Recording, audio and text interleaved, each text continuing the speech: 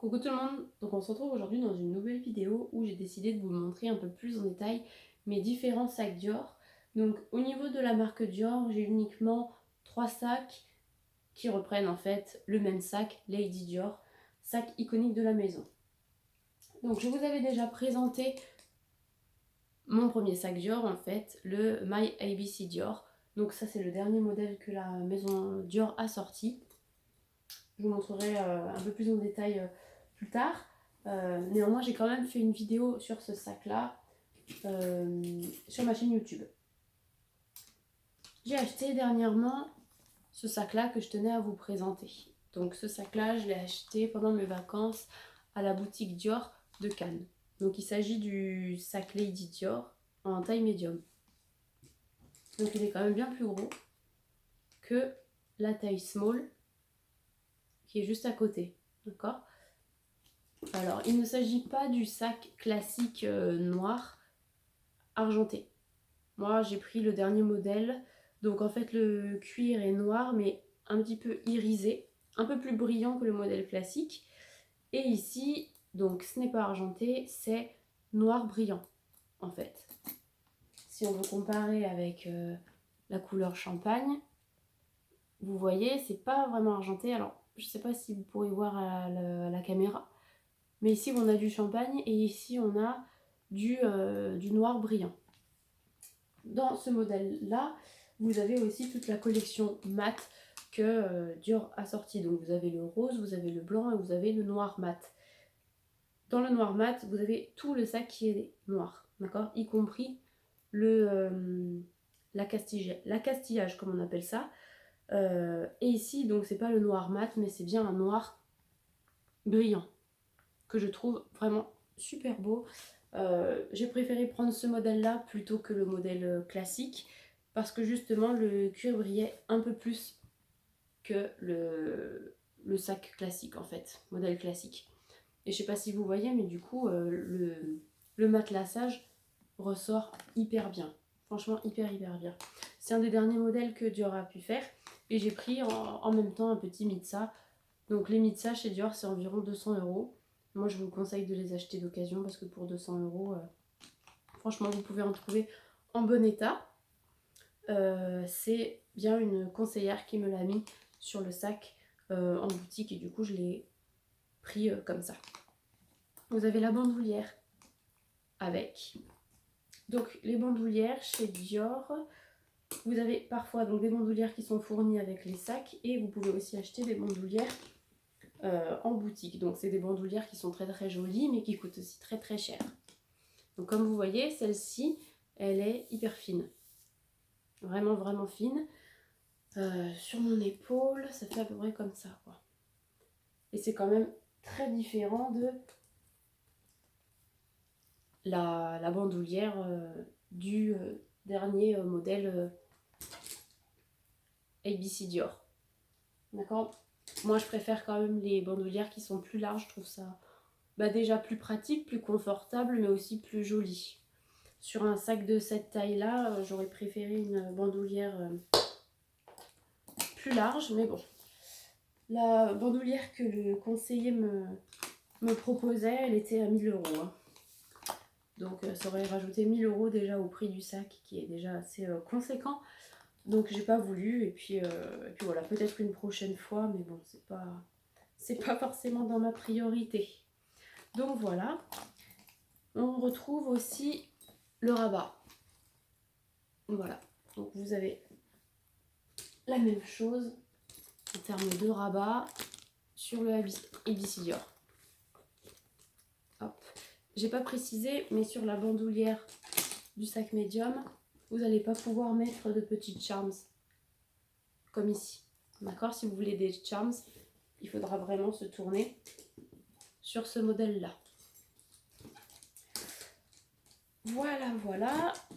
Alors, à l'intérieur, vous avez quand même beaucoup de place. Hein. C'est quand même un sac qui est beaucoup plus large. Ouf. Un petit mouchoir, désolé. C'est quand même un sac qui est quand même beaucoup plus large que le sac qui est d'une taille juste en dessous. Hop. Il y a quand même certaines choses qui changent entre les deux modèles. Donc ici, vous avez un intérieur en toile qui reprend le canage qui est sur le cuir. Et ici, vous avez un intérieur qui est en cuir, en fait. Et ici, c'est tout doux. C'est comme une sorte de daim ou de nubuck qu'ils ont mis à l'intérieur. Vous avez aussi une poche intérieure que moi, je n'utiliserai pas. Et puis voilà, quoi. Regardez, vous avez quand même pas mal d'espace. Hop. Attention aux griffures lorsque vous rentrez la main. D'accord.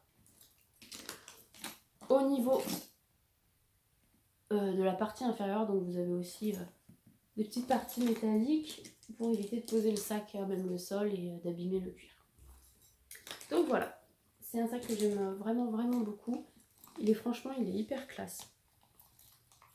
Vous le portez dans le creux du comment on appelle ça, le creux du coude, voilà, à la main ou à l'épaule, comme vous le souhaitez. Franchement, il est vraiment joli. Ils ont sorti des nouvelles parties, des nouveaux sacs en fait avec des nouvelles parties en métal. Donc celui-ci en fait partie, mais vous avez les parties en métal qui sont émaillées et qui sont vraiment jolies. Donc ce sac-là était à 3900 €. Celui-ci à 3500. Et en fait, les nouveaux modèles avec la partie émaillée sont 100 € plus chers. Donc on en a vu un couleur taupe, vraiment hyper joli, émaillé, donc il était à 4000 €. Et pareil sur ce modèle-là, par exemple, vous avez la couleur corde qui est une couleur légèrement beige, pareil avec émail beige, 100 € plus cher, donc à 3600 €. Au niveau des inconvénients du sac, alors, moi je trouve quand même que, bien que le sac soit grand, c'est pas facile de retrouver ses affaires. Je trouvais qu'il faisait quand même très sombre dans le sac. Je suis obligée de tout foutre par terre et de retrouver mes affaires. C'est vraiment pas pratique. Au niveau de la bandoulière, en fait, soit vous décidez de mettre le mousqueton côté extérieur, donc devant la poignée, ou bien côté intérieur. Ok ? Le problème, donc partie extérieure. Donc ça risque d'abîmer donc le foulard, le mid-sac qui est juste ici. À force de frotter contre ça, ça va le salir. Mais si je le mets partie intérieure, je vais vous montrer. Si je le mets partie intérieure, vous allez avoir des poignées qui vont aller un peu partout. Donc quand vous vous baladez en ville, donc vous avez bien cette poignée là qui sera contre votre corps et celle-ci qui va aller n'importe où. Okay. Donc je suis quand même contrainte de le mettre partie extérieure. Vous pouvez aussi le mettre ici, comme vous le souhaitez. Après, le problème c'est que quand la bandoulière va être un peu plus lâche comme ça, elle va aller contre la partie en métal ici. Donc voilà. Autre défaut sur le sac, je trouve que les parties en métal se rayent hyper facilement. Sur celui-ci notamment, celui-ci il est vraiment tout récent, je ne peux pas vous montrer, mais celui-ci je l'ai acheté en avril, donc il a même pas un mois.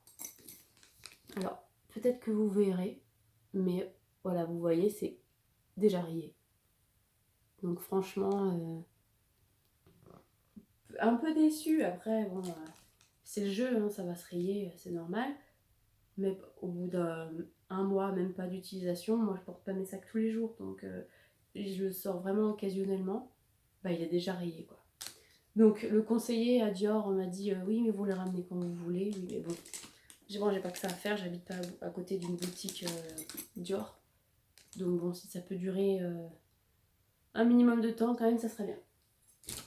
Hop, j'ai décidé de vous montrer aussi mon Dior Vintage. J'ai décidé de me séparer de mon Dior Vintage parce qu'en fait il va faire doublon avec celui-ci. Puis celui-ci est quand même bien plus joli. Hop. Donc, le Dior Vintage. Donc, c'est le modèle médium, comme celui-ci. Donc, ils font la même taille, hein. Exactement la même taille. Celui-ci quand même bien plus léger que celui-là. Il est beaucoup plus mou. À l'époque, il n'y avait pas de renfort dans les sacs. Donc en fait, celui-ci, si je ne mets pas de produit à l'intérieur, de petites mousses, hein, pour lui donner un peu plus de forme, et ben il se casse la figure, il vient, il tombe, il va à gauche, il va à droite, il fait un peu sa vie, quoi. Donc ça, j'aime pas forcément. Et vous voyez aussi qu'au fil du temps, donc le cuir, comment dire, il s'est ramolli, il s'est affaissé. Vous voyez, donc il s'est affaissé de ce côté-là, mais un peu moins de ce côté-là. Voilà, mais il y a quand même une nette différence. Celui-ci est quand même bien plus beau. Hop. Donc, il était en doré.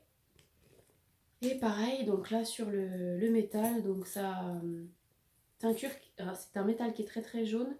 Et puis c'est parti quoi. Enfin, il y a des parties qui partent.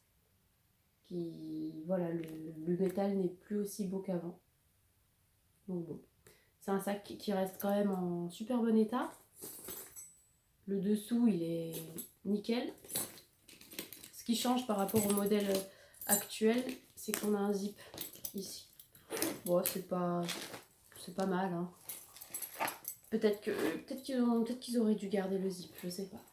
Le rabat, finalement, sur le rabat, il va finir tout rayé. En fait, à force de mettre les doigts, il va finir sale et rayé. Donc, un zip, ça aurait été peut-être mieux, je sais pas. Donc voilà, c'est un sac que j'ai décidé de vendre. Donc, je l'ai mis en vente sur Vestiaire Collective. Il est vraiment en super état. Les coins sont super. Franchement, nickel. J'en ai pris soin avec des produits pour le cuir. Donc, il est vraiment tout propre. Vraiment bien, brillant. Il n'y a vraiment aucun souci. L'intérieur est propre aussi. L'intérieur, c'est de la toile rouge. Comme ça. La toile rouge et ça reprend le canage classique de chez Dior. Donc voilà, j'espère que au niveau comparaison, on a fait le tour. Si jamais vous avez des questions sur les sacs, posez-les en commentaire. Il n'y a pas de souci, j'y répondrai avec grand plaisir. Et puis, on se retrouve dans une prochaine vidéo. Bye bye!